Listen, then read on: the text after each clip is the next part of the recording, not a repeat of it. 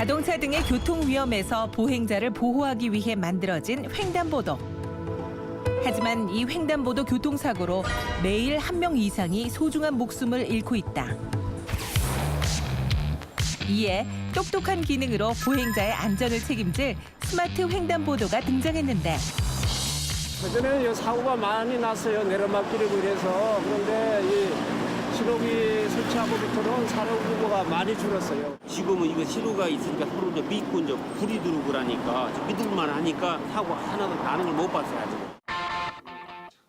사고는 물론 범죄의 걱정까지 없애주는 스마트 횡단보도. 도로 안전에 혁명을 일으키고 있는 기업 제브라 앤 시퀀스의 오동근 대표를 만나보자.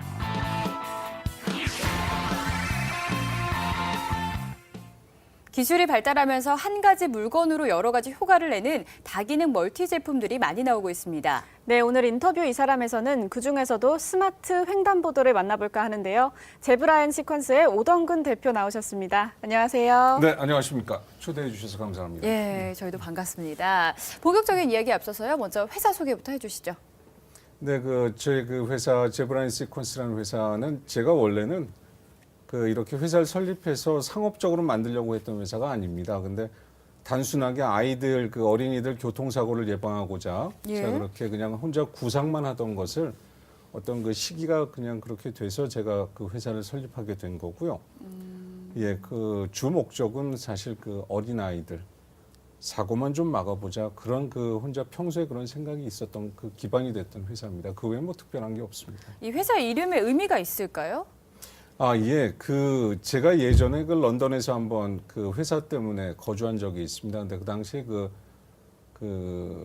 방송을 이렇게 듣다 보면 제브라란 말이 갑자기 나오면 제가 이게 갑자기 이런 말이 왜 나왔을까 제가 그런 생각을 했거든요. 근데 보니까 그게 제브라 크로싱 해가지고 횡단보도라는 뜻이 있었습니다. 그래서 혹시 뭐 이게 잘 돼서 정말 수출이 되고 국제적으로 정말 시장으로 나갈 수 있다면 그러면 영문 이름도 괜찮겠다. 어떤 의미하는 게. 그래서 제가 그렇게 한번 잡아봤는데 사실 그렇게 많은 고민을 하고 생각해 본 이름이 아니어서 좀 그렇습니다. 알겠습니다. 네, 언젠가 그럼 해외 수출도 노려볼 수 있겠네요. 그런 생각도 드는데요. 네. 이게 도로 안전을 위한 제품이라고 하는데 어떤 기능이 있는 건지 설명해 주시죠. 먼저 아까 잠깐 말씀드린 대로 저는 이 제품을 만들 때 만들고자라고 생각을 한 게 아니고 횡단보도가 좀 바뀌면 어떻겠느냐. 우리나라 지금까지 아무런 변화가 없는 횡단보도에 아이를 제가 키우면서 제가 아이를 좀 보면서 이러고 아이들에게 필요한 게 뭘까 부모 입장에서 그런 걸 하나하나 몇 년간 그걸 관심 있게 보다 보니까 한 3가지 기능으로 이제 줄어드는 겁니다. 예를 들면 도로교통사고 횡단보도상에서 아이들이 교통사고 굉장히 많이 일어나고 있습니다. 과연 어떻게 이걸 막을 것인가? 또 운전자에게는 어떻게 방해를 주지 않으면서 사고를 막을 수 있을 것인가? 그런 거하고 그게 이제 가장 주된 기능이고 그 다음에 부모 입장에서 아이들이 없어지고 실종되고 또는 지금 이 시간에 애가 어디가 있지 이런 굉장히 궁금한 게 많이 있거든요. 그래서 그거에 대한 어떤 위치 정보 서비스. 그 다음에 이제 또 하나는 왜 아이들 사고가 유괴 사고도 많이 일어나고 또 실종 사고도 일어나고 하면 사실 못 찾고 있습니다. 그게 현실인데요. 그런 거를 횡단보도상에서 왜 영화 보면은 얼굴 인식해서 이렇게 찾아내지 않습니까? 그래서 우리도 저런 기술이 있을 텐데 해가지고 평소에 제가 생각하던 걸 아까 말씀드린 대로 하나의 시스템으로 우리나라 IT 기술이 좋으니까 하나로 제가 한번 묶어본 게 저 기능입니다. 그러니까 스마트 횡단보도라는 이름도 사실 제가 잡은 게 제가 명명한 게 아니고 주변에 계신 분들이 야 이거 정말 스마트 횡단보도다 이렇게 말씀해 주셔서 그렇게 된 거고 기능은 좀 말씀드렸는데 3가지가 주된 기능입니다. 횡단보도의 다양한 기능을 접목시켰다는 것이 참 놀라운데요. 그런데 아까 말씀하셨지만 어린이 사고 나는 거에 걱정도 많이 되고 관심이 많이 가지게 됐다 이런 말씀하셨는데 어떻게 이를 창업 아이템으로 선정하게 된 걸까요? 제가 이거 처음에 만든 거는 한 8년 전에 구상을 했습니다. 아이가 이제 제 아이가 지금 9살인데요. 걸음마 할 때 횡단보도를 나갔더니 횡단보도에서 하여튼 횡단보도가 위험했습니다. 그래서 당시엔 지금은 좀 많이 나아졌습니다만 그래서 이거 횡단보도를 좀 개선을 좀 한번 해보자. 처음 목적이었고요. 그때 횡단보도 개선하는 게 과연 우리가 지금 우리 사회가 사실 그렇습니다. 지금은 그런 운동 그 캠페인이 많이 일어나는데 차보다 사람이 먼저다. 그런 질문 많이 들어보시잖아요. 그 교통안전공단에도 예. 모토고요. 실질적으로 우리는 그렇게 운동을 그렇게 펼쳐나가고 있지만 사람을 통제하고 있습니다. 사람이 먼저라고 하지만 가만히 생각을 해보시면 전부 사람을 못 가게 한다거나 뭐 무단횡단을 하지 마라 이런 식으로 사람이 무단횡단을 하는 건 어쩔 수가 없습니다. 술 먹고 그야말로 무단횡단을 하는데 그걸 차가 치고 갈 수는 없는 거란 말이죠. 불가항력이니까요. 그럼 결국, 운전자를 통제할 때만이 사고가 진정 예방이 된다는 생각을 갖고 있었습니다. 그게 네. 가장 기본이었고 네. 그러네요. 어떻게 보면 생각의 그 발상의 전환인 것도 같고요. 그렇습니다. 예, 네. 사람을 통제하는 것이 아니라 자동차를 통제해야 된다. 이런 예. 말씀해 주셨는데 알겠습니다. 네, 그리고 횡단보도 차단기를 만들었다가 철거한 경험이 있으시다고 들었습니다. 네. 창업하기 전에는 어떤 일을 하셨나요?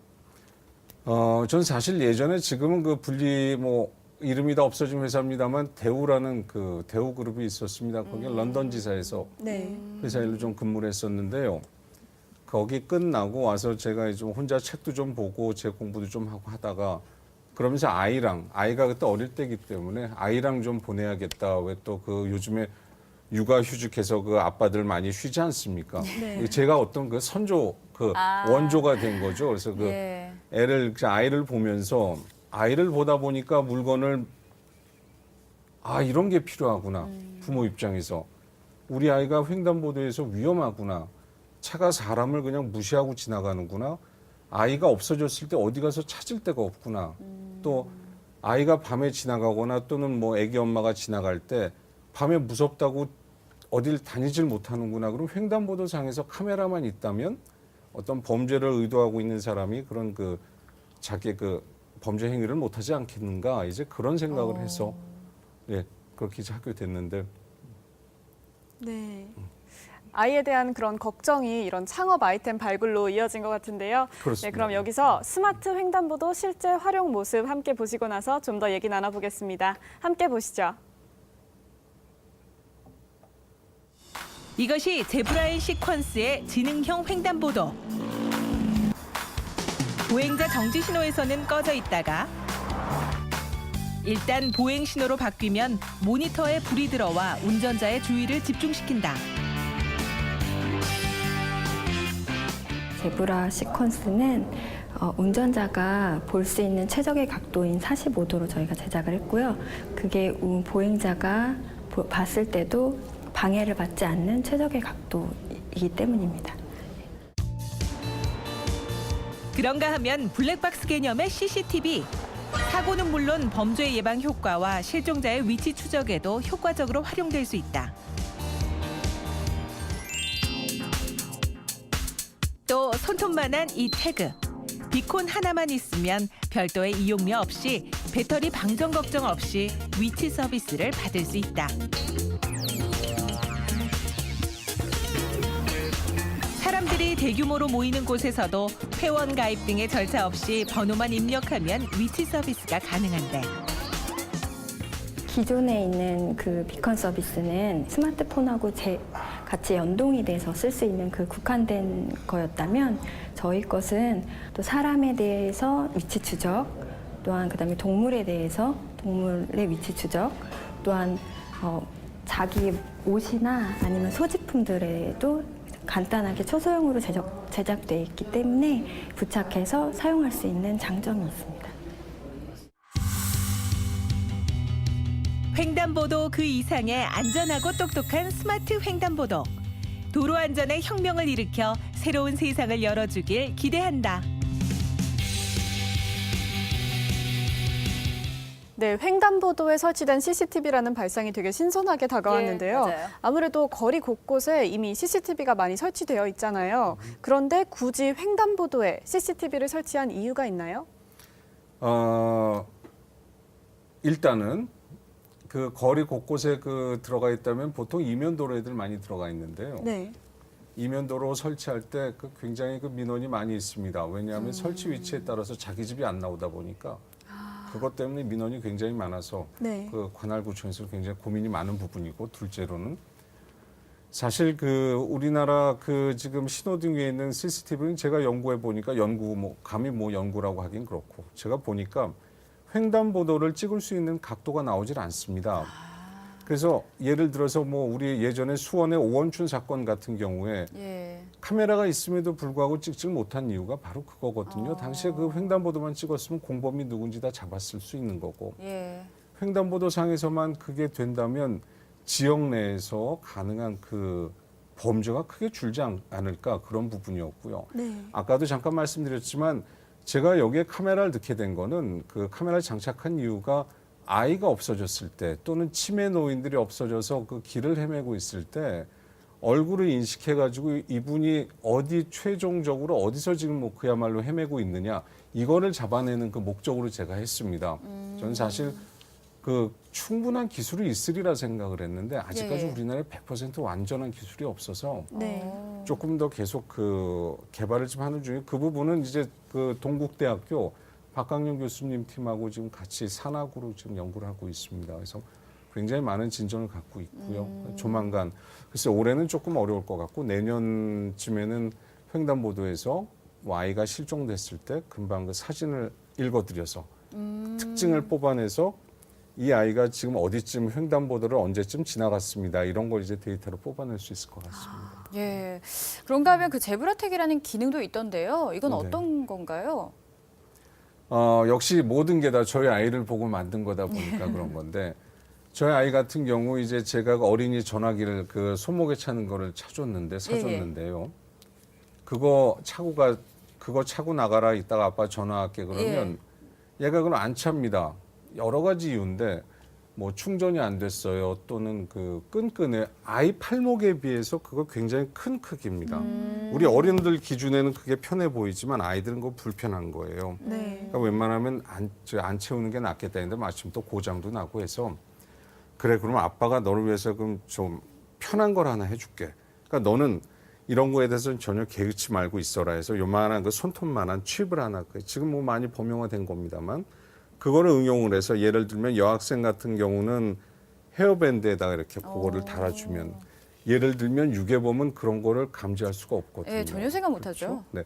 우리 진행하시는 분들께서 그 요만한 그 칩을 하나 옷이나 가방이나 또는 스마트폰에다 넣어놓는다면 횡단보도상에서 이게 전부 읽혀드리는 거예요.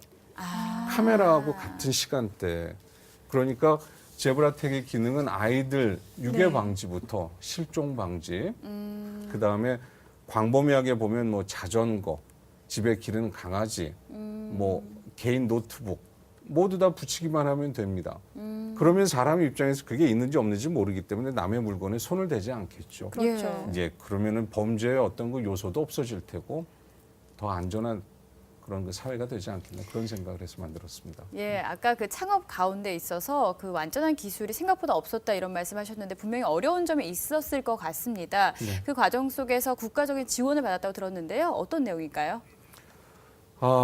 글쎄요. 국가적인 지원은 너무 많이 받아서 제가 항목별로 나눠도 아주 한두 가지가 아닐 텐데 예. 첫째로는 이제 이걸 개발할 때 많은 조언을 주신 그 경찰관 분들한테 먼저 좀 감사를 드리고 예. 그분들이 이제 공무원 분들이시니까 국가로 저는 그 판단을 하겠습니다. 예. 그 다음에 어떤 미래부의 그 지원이라든지 기술적 지원이나 그 다음에 굉장히 좋은 제도가 많이 있는 거로 봤습니다. 그래서 제가 일부 개발 자금도 지원도 받고 예. 하여튼 예전에는 제세금이 어디로 가나 했는데 다 이런 데로 쓰이는 걸 보니까 사실 국가 정책에 대해서 저는 지금 큰 반발은 없습니다.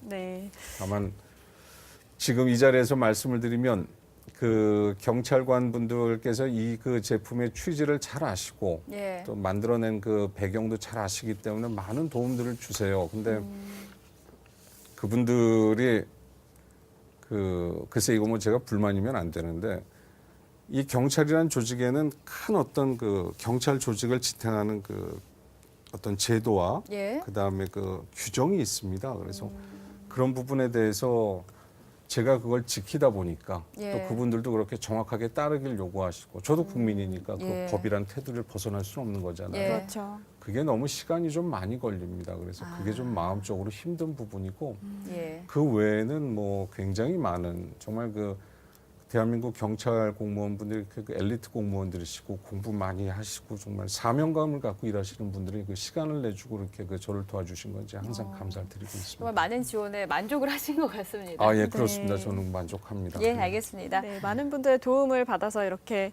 확장시킨 이 스마트 횡단보도요. 앞으로 어떤 분야로 더 확장시킬 수 있을까요?